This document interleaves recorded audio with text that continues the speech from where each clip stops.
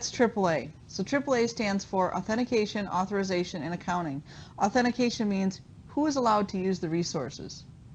Okay, they're going to provide some sort of username and password to get access to those resources, whether they be the device themselves to change or update or do show commands or whatever, or if it's to come into the network to use network resources. So authentication says who's allowed to use those resources. Authorization is what can they do. So once authenticated, what are we allowing them to do with those resources or on our network or on our device. And lastly, accounting, what they did.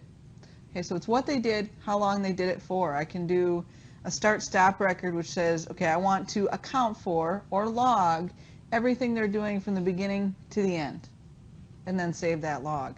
So AAA stands for Authentication, Authorization, and Accounting. Authentication's who, authorization is what they can do, accounting is what they did. There are two types of AAA modes that we can look at: character mode and packet mode. Character mode is used for most remote administration of the device. So I want to connect directly into that device. So in most of our examples here, we're going to use routers. So as we look at the router, I'm an administrator and there's something wrong with it. Maybe a part of the network is down. And so I want to go ahead and I want to look at that interface. Unfortunately, I'm sitting at home and I don't want to run into the office. So one of the things I can do is I can set up my AAA server that allows me to authenticate into that router remotely. And then I can go ahead and look at that router. You can tell that you're in AAA character mode when you see commands like exec, enable, or login in the AAA command set.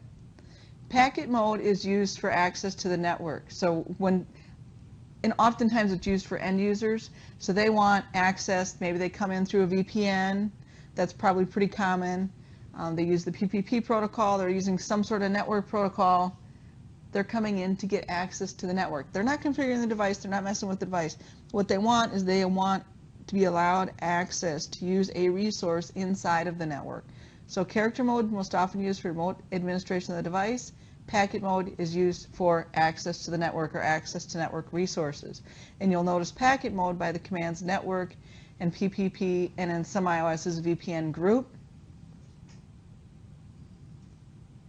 So now let's look at the commands that it takes to configure AAA. And in this brief video, we're looking mostly at theory and we're looking at authentication. There will be future videos that we will look at the actual configuration. But here we're just looking at what are the commands being used and what do they do.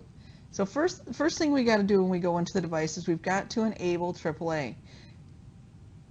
So if we notice, if you try to do a AAA authentication command or authorization or accounting, and you don't get that option, likely it's because AAA wasn't enabled yet on that device. So we'll use the AAA new model command to enable AAA. Then we've got to configure our method lists. And those would be, in the form of the command is here, AAA, and I can choose either authentication, authorization, or accounting. Then I can use the default list, or I can specify a particular name, and then I'll list my methods. You can list up to 4 methods. We list the methods so that we have a backup plan, meaning let's say one of our methods is a server. So we're going to authenticate to a server. If that server is down, maybe I'm having network issues, maybe that's the whole reason why I'm trying to get into the router or the device. If I'm having network issues and my server is down, it will go to method 2. Okay, so methods are a backup list. If the first method, if the server is up, and I've just simply entered in the wrong username and password, then I won't be allowed in. But if the server's down, it will actually go and check the next method and allow you to try to authenticate that way. Lastly, and optionally, we can configure lockout. So if someone tries a bunch of times to log into the device or into our network, after a certain number of attempts, it will just lock that username. So that can hopefully prevent some of the brute force attacks and things like that from someone getting into our network that way. So we have to enable AAA, then we've got to configure our method list. We could first do an authentication. We'll look mostly at authentication here, an authentication method list, and then we can create a method list for authorization. So if you're authenticated, what am I going to authorize you to do? Most often authorization is done with a server-based solution. And then lastly, we can account. We would do a start-stop record or a delay start record for accounting and logging of what they're doing once they're there. And again, accounting is often used with just a server-based solution. So what are the differences? We've got two different ways we can configure AAA. We can configure AAA to use the local database, or we can configure it to use a server for authentication, authorization, and accounting. The local database uses usernames and passwords that are configured on the router. So I've configured a username called user1 on my router. I use the username, user1 password, and whatever the user1 password command is, I put that globally on the router. I can have a whole list of those commands in this router. So when Sally, I don't know, I'm just going to call her Sally. So when Sally over here decides that she needs to administer this router, she's going to communicate directly with the router. The router is going to look locally in its own configuration to find user 1. Sally types in user 1. The router looks up in its own configuration, finds user 1, finds the password for user 1, gives Sally the password prompt, and waits for her to respond with the proper password before allowing her access to the device. Now differently, we have a server, and this is we often use servers in medium to large installations. If I have a real small installation, then I might want to use the local database, but most often I'm going to use a server if I have multiple users that need to use AAA or to get into our devices or to use our resources. With a server-based solution, the router communicates with a server to authenticate the user. So this time, Sally comes into the router. She wants to get in. The router takes her username and then requests the authentication server. So gives that to the authentication server and says, I need to know, is this user in your database? And if it is, the router will then get that information from the authentication server, go ahead and prompt Sally for a password. Sally then sees the prompt, types in her password.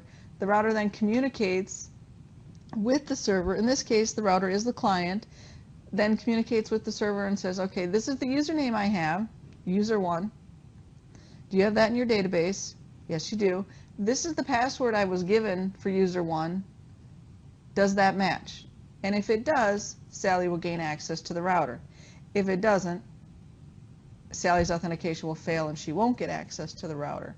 So the difference is everything's local on the router with local database. You configure the username and passwords. With the server, the database is configured on some sort of authentication server. So first let's look at the local database. So here's an example of configuring the router to use a local database. First you've got to configure the local username and password. So you go into global configuration mode, the command username, the user you want, in this case it's user1, password, in this case user1pass. Of course you can pick any usernames and passwords you want. These are just the two we chose. Then we're going to go ahead and we're going to enable AAA using the AAA new model command. And then we're going to configure local authentication. So what I did is I said AAA authentication. I want to authenticate login. I'm going to use the default list. I'm not going to create my own list. And I want them to log in local or look at the local database, which is this username and password that I've configured up here to allow people in. I could also use a command called local-case, which would then mean that the username and the password are case sensitive. Lastly, I want to make sure that if someone attempts to log in 3 times and they fail every time, that username is then failed. So let's say that I have got a great technician whose name is Bob, and I have a username on my local database called Bob, and somebody else has figured out that there's a username named Bob. So once they know the username, they know half of what they need to get into my device. So what I don't want to have happen is someone to type in Bob as the username and to do some sort of dictionary or brute force attack to try to find out Bob's password. So what will happen is I'm going to configure lockout such that after 3 attempts, Bob's username is disabled. It will no longer respond to anyone trying to type in the username Bob. I'm going to do that using the AAA login, authentication, attempts, max fail, and then the number of attempts. And in this example, it's 3.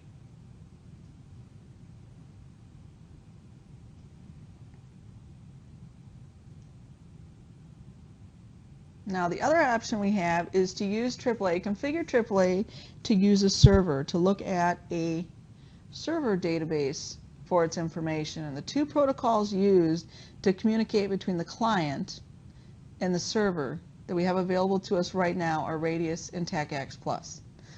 You can really refer to it just as TACACS, so everyone will know that you mean TACACS Plus when you say TACACS. So from this point on, that's what we'll do. These protocols are only used between the client and the server. In our previous example of our picture, the client is the router, and the server is, the Radius or the TACACS or the Cisco Secure ACS server that we've configured, whatever we've configured on that box. There's a couple things you need to know about Radius and TACACS. Radius is the open standard. It uses UDP ports, had legacy ports of 1645 and 1646, and when I do a demonstration later, you'll notice that we'll check for those ports, because likely the router is set to 1645 and 1646, but the server we're using will be using current ports of 1812 and 1813. So port 1645 and 1812, okay, if I'm using legacy device or if I'm using current port numbers, are used for authentication and authorization, and 1646 and 1813 are used for accounting. Radius also combines the functions of authentication and authorization, but has incredibly detailed accounting capabilities, so oftentimes Radius would be used for accounting. The downfall of Radius, or what could be considered a downfall, is it's not quite as secure as TACACS. It encrypts only the password, so the password that's being sent between the router and the server is the only part that's encrypted. So anything that happens after that or between them after that is not encrypted. The username is not encrypted. The payload's not encrypted. So just something to pay attention to. TACACS, on the other hand, is Cisco proprietary and works with most Cisco devices. It separates all AAA functions. So whereas Radius combines authentication and authorization, TACACS doesn't. Each function is separate. And one of the cool things about TACACS is that it can authorize specific commands for each user or for a group of users. And that's something Radius can't do. It can't say you're going to get this command for user 1 and these 4 commands for user 2 or for a particular group. So that's kind of a neat thing. TACACS uses port 49 and it encrypts all of the packet, not just the password. So that's some of the differences between the two, and you'll use them for different things. One of the cool things that we'll look at later is Cisco Secure ACS is capable of using both Radius and TACACS. So if I want to use them both, I could use the accounting feature of Radius and the really cool separation of the AAA functions, or the authentication or authorization, the authorization function of TACACS in the same server. So that is kind of a neat thing.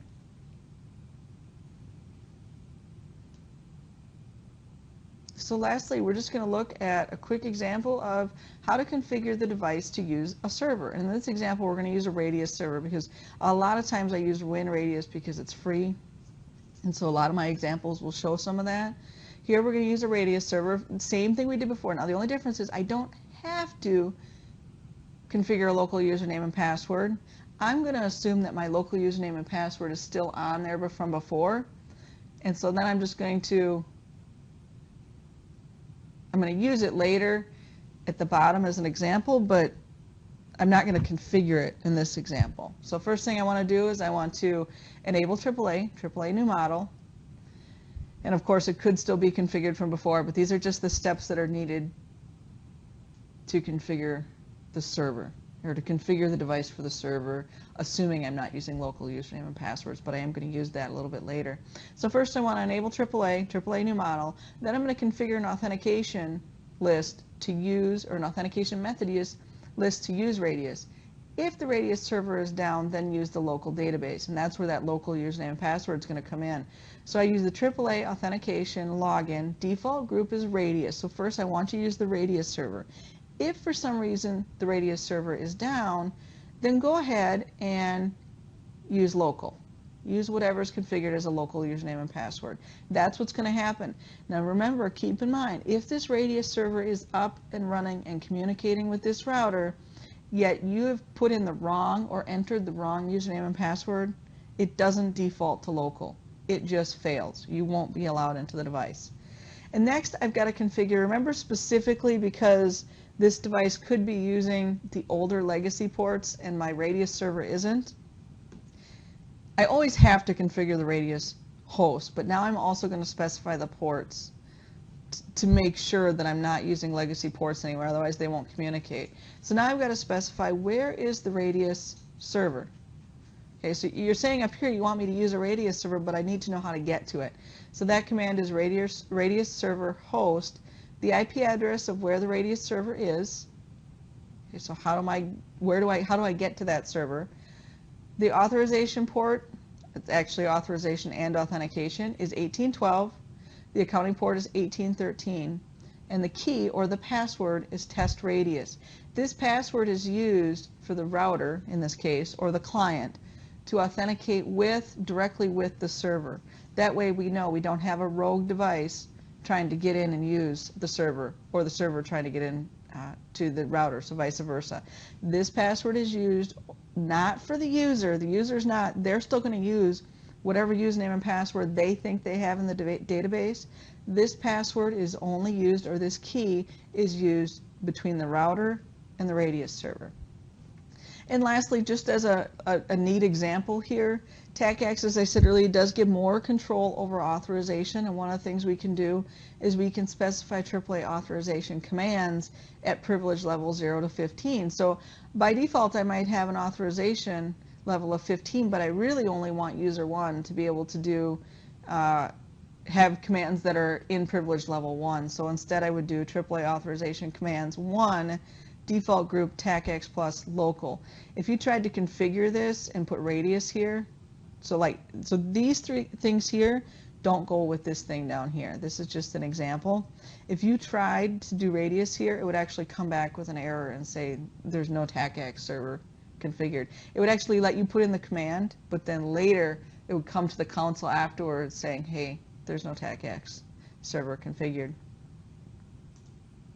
So that's it for this one. I actually thought it was going to be a little more brief. I tried to make it shorter, but I hope you got the theory information you need. And in further videos, we'll try to look at some of the configuration, and we'll look